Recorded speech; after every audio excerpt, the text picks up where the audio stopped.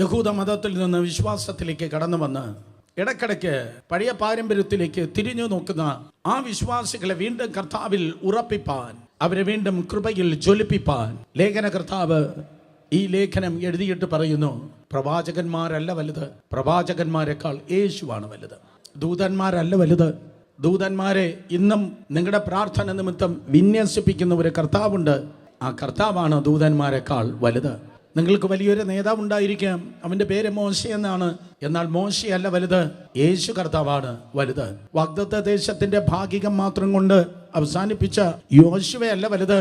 വാഗ്ദത്തത്തിന്റെ അങ്ങേയറ്റം വരെ മുഴുവൻ വാഗ്ദത്വവും നിങ്ങളുടെ ജീവിതത്തിലേക്ക് ലഭ്യമാക്കുന്ന ഒരു കർത്താവുണ്ട്. അവനാണ് യോശുവേക്കാൾ വലിയവൻ, മൽക്കീഷേദക്കിനേക്കാൾ വലിയവനാണ് യേശു കർത്താവ്. ഒരു രാജ്യം കൊണ്ടോ ഒരു കൾച്ചർ കൊണ്ടോ ഒരു കളർ കൊണ്ടോ അവൻ ഒതുങ്ങുന്നില്ല.